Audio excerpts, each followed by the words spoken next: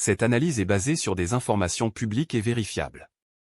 Le parti qui a pris le pouvoir au Sénégal en 2024 est aujourd'hui coupé en deux au sommet. Est-ce que Pastef peut survivre à sa propre crise? On analyse tout, en détail. Partie 1, la naissance d'un mouvement hors norme. Pastef, les Patriotes du Sénégal, est fondé par Ousmane Sonko en 2014. Pendant 10 ans, ce mouvement construit patiemment sa base, sur un discours souverainiste, anti-système, porté par une jeunesse sénégalaise en quête de rupture avec les élites traditionnelles. En 2024, ce travail de fond paix, porté par Sonko, Bassirou Diomaye Faye remporte la présidentielle, et Pastef s'installe au sommet de l'État sénégalais pour la première fois de son histoire. Partie 2, l'union sacrée des débuts. Les premiers mois de pouvoir de Pastef sont marqués par une unité de façade quasi totale. Diomaye à la présidence, Sonko à la primature, le parti gouverne d'une seule voix, porte ses réformes ensemble, incarne la promesse de rupture faite aux électeurs. Cette période d'union est aussi celle où Pastef consolide son implantation dans l'appareil d'État, remplaçant progressivement les cadres de l'ancien système par des militants formés au sein du mouvement. Partie 3, les premières lignes de fracture. Mais très vite, la question de la dette et de la stratégie économique révèle des divergences profondes entre l'aile pragmatique incarnée par Diomaye, favorable à un dialogue avec le FMI, et l'aile souverainiste historique incarnée par Sonko, fidèle à la ligne fondatrice du parti.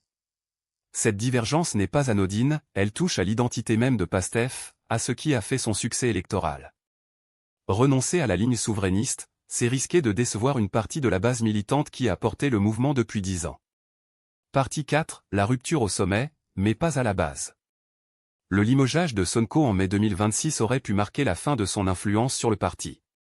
C'est l'inverse qui se produit.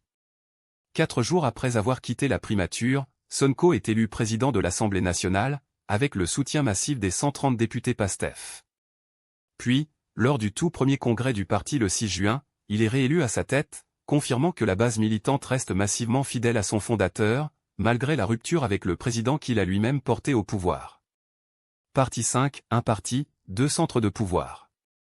Aujourd'hui, Pastef se retrouve dans une situation institutionnelle inédite, le président de la République et le président de l'Assemblée nationale, tous deux issus du même mouvement, incarnent désormais deux lignes politiques concurrentes.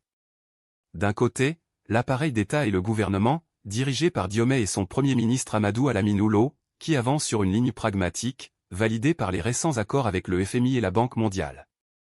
De l'autre, l'appareil du parti lui-même, le Parlement, et une bonne partie de la base militante, qui reste fidèle à la ligne souverainiste originelle de Sonko. Partie 6, quel risque pour l'unité du mouvement? Cette situation fait courir un risque réel à Pastef, celui d'une scission, ou au minimum d'une fracture durable entre deux courants qui peinent de plus en plus à se reconnaître dans un même projet politique.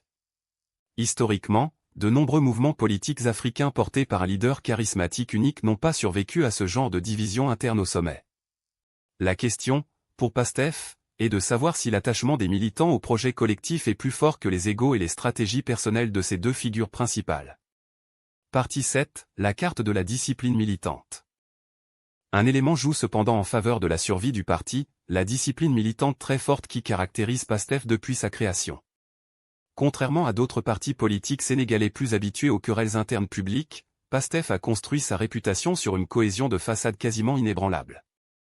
Cette culture du parti pourrait justement être ce qui permet, à terme, de contenir la crise, ou au contraire, ce qui empêche un débat interne sain et retarde une explosion encore plus violente. Partie 8, l'échéance de 2027. Toute cette crise se joue avec en toile de fond l'élection présidentielle de 2027. Sonko réorganise déjà son parti depuis la base, consolidant son influence sur l'appareil militant. Si la rupture avec Diomaye devait perdurer jusqu'à cette échéance, Pastef pourrait se retrouver dans la situation paradoxale de devoir choisir entre son président sortant et son fondateur historique pour la présidentielle suivante. Un scénario qui n'existait dans aucune des projections politiques faites au moment de la victoire de 2024. Partie 9, ce qu'il faut retenir. Pastef traverse aujourd'hui la crise la plus grave de son histoire, 10 ans après sa création et 2 ans seulement après son arrivée au pouvoir. Entre un président qui contrôle l'État et un fondateur qui contrôle le Parlement et la base militante, l'avenir du mouvement dépendra de la capacité, ou non, de ces deux figures principales à trouver un compromis avant l'échéance électorale de 2027. Cette vidéo t'a présenté une analyse basée sur des faits vérifiés. Est-ce que tu penses que Pastef peut se réunifier, ou que la scission est désormais inévitable? Dis-le en commentaire, et abonne-toi pour suivre l'avenir de ce mouvement qui a changé l'histoire politique du Sénégal.